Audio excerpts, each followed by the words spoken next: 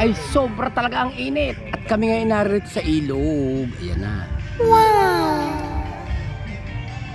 With the matching sounds of music. Tapos nasa tawag ng kalikasan. Ayan oh.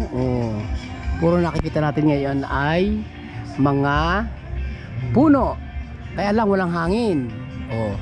Nandito tayo sa sitio Ilog ulit sa Maywawa. At sa kasalukuyan ay mga anong oras ba ngayon, Bob? 2:43. Mga 2:43 kami dito. Nagbababad at nagre-relax. Kasama na sa vlog ano. Yan. Tanungan mo eh. Ngayon, Solid. solid kami dito. No politics, no issues, no arguments, just relaxing. Basta ano lang, yung ang buhay ay kumbaga Relaxing.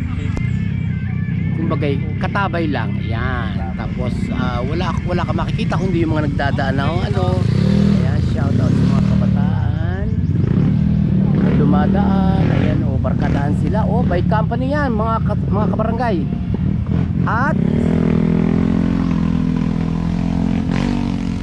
magbababad sila siyempre. Ang init eh.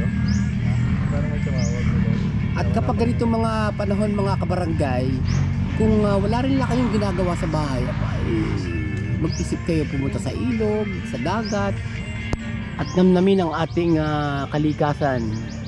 Sapagkat ako'y naniniwala na pag ang buhay ay nakikita mong kumbaga ilag ka nakatingin sa kalikasan, ibig sabihin noon broad-minded ang isip mo at malawak. Ayan, madali mo masasalasalansan ang mga bagay-bagay na ika nga ay Hello! Mabuti naman. Saan punta nyo? Okay. Happy hunting!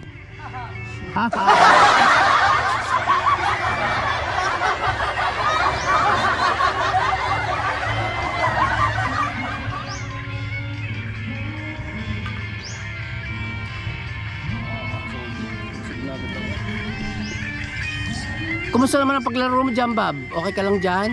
Talo na. Talo na. Talo na to, it's. Ayan.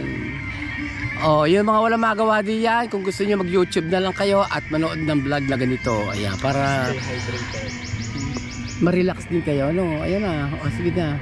Babos na. Papaano? Diyan na kayo.